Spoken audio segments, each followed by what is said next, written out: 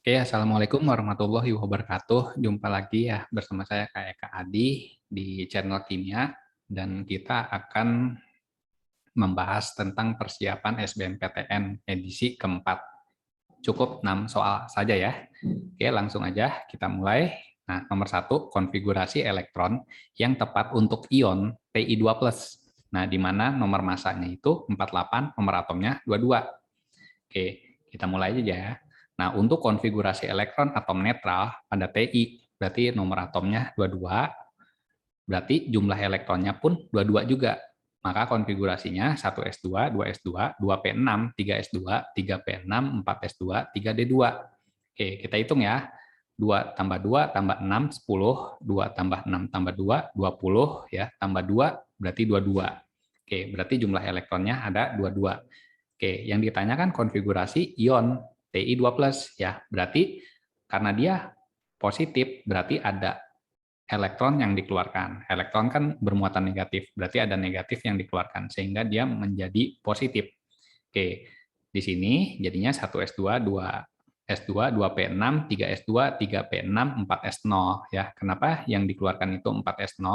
Karena 4 ini adalah di kulit terluar ya, di kulit 4. Sedangkan kalau untuk 3D2 itu kan di kulit 3. 4S berarti di kulit 4. Berarti ada elektron yang dilepaskan pada kulit terluar. Nah, maka S-nya ini ya yang di kulit 4 ini, bukan di kulit 3.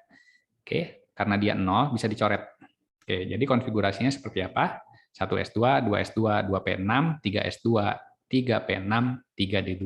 Oke, jadi jawabannya Oke, selanjutnya ya. Nah, jika nomor atom C itu sama dengan 6, maka bentuk geometri molekul yang tepat untuk senyawa CO2 adalah, nah kita mulai pembahasan. Bentuk geometri molekul CO2. Oke, yang jadi atom pusat itu adalah C. Kenapa C? Satu, dia jumlah atomnya lebih sedikit. Ya, C ini 1, O itu 2. Oke, itu aja ya cara menghafal dari atom pusat. Ya, jumlah C-nya 1. Jadi C itu dia berlaku sebagai atom pusat. Oke, jadi konfigurasinya 24. Elektron valensinya 4. Ya, 4 nih. Angka terakhirnya 4. Oke, untuk O ini adalah atom samping ya dengan jumlah 2. Oke, kan O2. Ya, berarti jumlah O-nya 2. Oke, catatan untuk oksigen merupakan atom golongan 6A. Atom oksigen itu membutuhkan 2 elektron tambahan agar mencapai konfigurasi yang stabil atau oktet. Nah, maka jumlah kebutuhan akan elektron ini menjadi faktor pengali untuk setiap atom oksigen pada rumus berikut ini. Nah, jadi untuk mencari Pb itu sama dengan elektron valensi atom pusat dikurang jumlah atom samping dikali 2. Karena atom sampingnya O, maka dikali 2 ya. Kalau selain O, maka dikali 1 aja. Nah, untuk golongan ini ya, 6A. Kalau O dikali 2, untuk S juga dia dikali 2. Oke. Atom valensi, elektron valensi atom pusatnya kan 4. Berarti 4 dikurang 2, atom sampingnya jumlahnya 2, dikali 2. Dibagi 2. Maka Pb-nya itu 0. Atau dengan kata lain, dia tidak memiliki pasangan elektron bebas. Oke, jadi notasi VSPR-nya itu AX2 dalam bentuk linear. A itu atom pusat. Jumlahnya 1, berarti A1. Sedangkan X 2, karena X itu adalah atom samping, ya jumlah oksigennya 2. Pb-nya 0, berarti nggak usah ditulis, dia bentuknya linear. Kalau misalkan digambar seperti ini. Yap. Nah, ini setiap ikatan dia memiliki sudut yang sama, karena dia tidak memiliki pasangan elektron bebas, dia lurus. Karena dia lurus, maka bentuknya linear. Jadi jawabannya B. Oke, selanjutnya. Nah, nomor 3. Logam tembaga dapat dihasilkan dari reaksi antara serbuk aluminium dengan larutan tembaga 2 sulfat. Sesuai persamaan reaksinya, itu 2 aluminium ditambah 3 CuSO4 menghasilkan 3 Cu ditambah Al2SO4 3 kali. Nah, jika 10 mol serbuk aluminium direaksikan dengan 10 mol larutan tembaga 2 sulfat, maka massa logam tembaga yang diperoleh adalah, nah kita masukkan dulu persamaan reaksinya, ya seperti ini ya, dan ini sudah setara. Oke, jika 10 mol serbuk aluminium, 10 dengan 10 mol larutan tembaga 2 sulfat, CuSO4, 10 juga. Maka yang jadi reaksi pembatas itu adalah CuSO4. Ya, 0. Berarti hasil akhir dari CuSO4 itu 0, karena dia merupakan reaksi pembatas. Oke, kita lihat di sini, 2, 3, 3 ini adalah koefisien. Ini adalah angka pembanding. Ya, kalau misalkan di sini 10, maka aluminiumnya itu 2 dibagi 3 dikali 10. Berarti 6,67. Nah, sedangkan di sini, misalkan 3 dibagi 3 dikali 10, ya berarti 10, ya kan? Nah, tinggal dikurangin aja, ya. Kalau reaktan ini dikurang, berarti 3,33, sedangkan di sini 0 ditambah 10 sama dengan 10, kan awalnya tidak ada, berarti 0. Oke, yang ditanya itu adalah massa logam tembaga yang diperoleh. Maka massa Cu itu rumusnya mol Cu dikali AR Cu. Molnya berapa? 10, ya kan? Sedangkan AR Cu-nya itu 63,5. Oke, 10 dikali 63,5 sama dengan 635 gram. Jadi jawabannya C. Oke, selanjutnya nomor 4. Nah, diketahui persamaan reaksi termokimia berikut ini ya. H2 ditambah F2 itu menghasilkan 2HF, di mana entalpinya itu sama dengan minus 542 kJ. Maka perubahan entalpi untuk reaksi HF2 menjadi setengah H2 ditambah setengah F2 adalah, nah kita mulai ya pembahasannya. Nah kita tulis dulu yang sudah diketahui entalpinya. Nah ini kan yang sudah diketahui entalpinya dari soalnya. Oke, kemudian yang ditanyakan HF. HF itu ada di sebelah kiri atau di sebelah kanan? Oke, dia adanya di sebelah kiri, persamaan reaksi. Ya, maka reaksi ini harus dibalik. Ya, tujuannya supaya HF-nya itu ada di sebelah kiri. Kan yang diminta HF-nya ada di sebelah kiri kan? Oke, berarti 2HF menjadi H2 ditambah F2. Maka entalpinya karena dia dibalik dikali min 1. Ya, yang tadinya negatif dikali min 1 jadi positif. Oke, kita lihat di sini HF koefisiennya 1, sedangkan di sini koefisiennya 2, maka harus dibagi 2. Ya, ketika dibagi 2, maka menjadi HF menjadi setengah H2 ditambah setengah F2. 2 dibagi 2, 1. 1 dibagi 2, setengah. 1 dibagi 2, setengah. Maka entalpinya pun dibagi 2. Ya, 542 dibagi 2, jadi sama dengan 271 kJ. Dia positif. Jadi jawabannya B. Oke, untuk nomor 5, perhatikan data hasil percobaan berikut. Nah, di mana percobaan 1 itu 0,03 konsentrasi A-nya, sedangkan B-nya ini 0,1. Nah, sedangkan untuk laju reaksinya itu 0,027. Oke, untuk percobaan 2-nya seperti ini, ya percobaan 3-nya dia seperti ini. Maka persamaan laju reaksinya adalah, oke, kita mulai ya. Persamaan laju reaksi itu V sama dengan K konsentrasi A orde X, ya ini kan yang terlibat A dan B aja kan, maka A orde X sedangkan B itu orde Y. Cuman dua zat aja ya, A dan B. Kalau ada 3 tinggal tambahin aja 3 di sini. Misalkan C, berarti C orde Z. Ya, karena dia 2 cukup seperti ini aja. Persamaan laju reaksinya. Dan kita cari apanya? Orde X-nya dulu ya, langkah pertama. Nah, langkah yang pertama itu mencari orde X. Nah, mencari orde A ya, yang nilainya X itu dengan cara membandingkan konsentrasi B yang sama, yaitu 1 dan 2. Oke. Konsentrasi B yang sama itu kan 1 dan 2 ya kan? Karena kita mencari yang A. Oke. Kenapa sih kita mencari B yang sama? Nah, nanti kita akan bahas di sini. Oke, kan rumusnya V1, K1, A1, B1, di sini ordenya X, di sini ordenya Y. Ya. Berarti V1-nya itu 0,027, ya kan?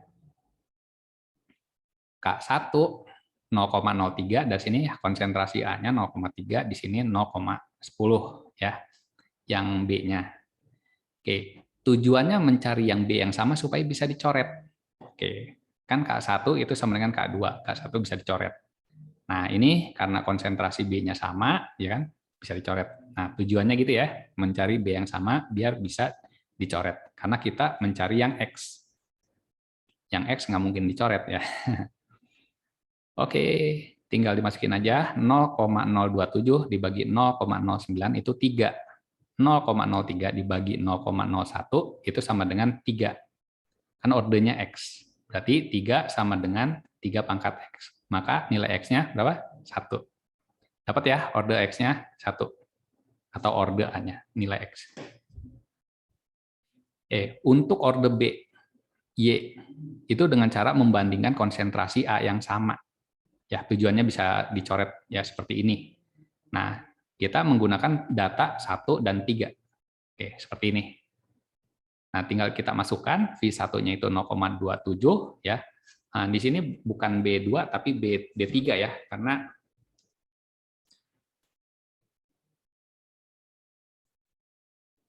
ya di sini B-nya B3. Oke, tinggal dimasukin aja. V1-nya berapa? 0,027. Ya, 0,027 K1, A1-nya 0,03 ya, 0,01. Ya, begitupun dengan V3-nya ya, V3-nya. Lajunya ini 0,108 ya. Oke, karena K1 itu sama dengan K3 ya, konstantanya sama bisa dicoret, dan ini juga karena dia sama bisa dicoret. Yap. 0,027 dibagi 0,108, berarti seperempat. Sedangkan 0,1 dibagi 0,2 itu setengah. Seperempat sama dengan setengah order Y. Maka Y-nya 2. Oke, berarti sudah dapat X-nya 1, Y-nya 2. Sekarang kita mencari nilai K nih. Nah, mencari nilai K dengan cara mensubstitusikan nilai X dan Y serta A dan B pada salah satu data percobaan kita. Nah, percobaan ini ada 1, 2, 3. Saya menggunakan percobaan 2 aja ya. Boleh nggak percobaan 1? Boleh.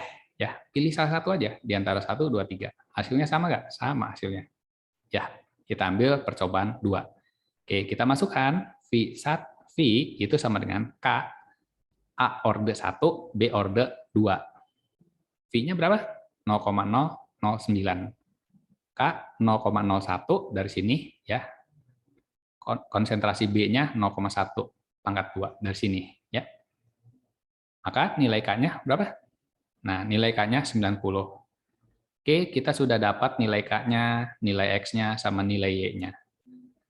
Jadi persamaan laju reaksinya, V-nya itu 90, A-nya pangkat 1, B-nya pangkat 2. Oke, yang mendekati jawaban seperti ini adalah yang E. Ya, ketemu ya jawabannya yang E. Oke, soal terakhir nomor 6, gas dinitrogen tetraoksida dapat dibentuk melalui reaksi kesetimbangan berikut. N2 ditambah 2O2 setimbang menghasilkan N2O4, entalpinya minus 22 kJ. 220 ya, 220. Oke, di beberapa perlakuan diberikan pada sistem kesetimbangan ya. Nah, ini diberi perlakuan ya dengan cara memperbesar volume sistem, memperkecil konsentrasi reaktan, menurunkan suhu sistem, menambahkan katalis. Oke, perlakuan dari 1 sampai 4 yang menyebabkan jumlah gas dinitrogen tetraoksida makin optimal. Nah, artinya makin banyak, berarti kesetimbangan ini harus ke kanan, ya kan? Kan karena N2O4 dinitrogen tetraoksida itu ada di sebelah kanan. Maka bagaimana supaya kesetimbangan itu ke arah kanan? Oke. Memperbesar volume sistem. Memperbesar volume sistem menyebabkan kesetimbangan bergeser ke arah kiri karena memiliki jumlah koefisien yang lebih besar. Oke, kita lihat nih di sini. 1N2 berarti kan koefisiennya 1. 2O2 berarti 2. Berarti yang di sebelah kiri koefisiennya 1 tambah 2, 3. Sedangkan yang di kanan itu 1. Ya, artinya koefisien yang lebih besar adanya di sebelah kiri. Maka arahnya ke arah kiri atau ke arah reaktan. Nah, kemudian memperkecil konsentrasi reaktan. Memperkecil konsentrasi itu menyebabkan kesetimbangan bergeser ke arah kiri karena menjauhi produk atau mendekati konsentrasi tersebut. Ya. Nah, berarti dia ke arah kiri. Kalau dia diperkecil apa? Konsentrasi reaktan ya menjauhi produk. Dia ke arah kiri. Oke, yang ketiga itu dengan menurunkan sistem. Suhu sistem diperkecil menyebabkan kesetimbangan bergeser ke arah eksoterm atau ke arah produk. Berarti dia ke arah kanan. Oke, ini kan delta H-nya minus. Berarti dia eksoterm. Berarti eksotermnya di kanan, berarti lawannya di kiri endoterm. Karena dia negatif atau reaksi ini adalah eksoterm, maka ketika suhunya diperkecil, dia ke arah eksoterm. Eksoterm itu adanya di kanan. Ya, gitu ya. Jadi kalau entalpinya negatif, eksotermnya di kanan. Kalau entalpinya positif, eksotermnya ada di kiri. Oke, jadi dia bergerak ke arah kanan. Nah, kemudian selanjutnya dengan menambahkan katalis. Nah, penambahan katalis itu hanya berpengaruh terhadap laju reaksinya aja, namun tidak mempengaruhi pergeseran kesetimbangan. Oke, jadi dia menjadi optimal apabila dia ke arah kanan. Yang ke arah kanan hanya nomor 3. Jadi jawabannya E. Oke, terima kasih ya. Terus dukung channel ini dengan cara di-subscribe ya. Boleh juga di-like, di-share ke teman-teman kalian. Semoga bermanfaat. Terima kasih. Assalamualaikum warahmatullahi wabarakatuh.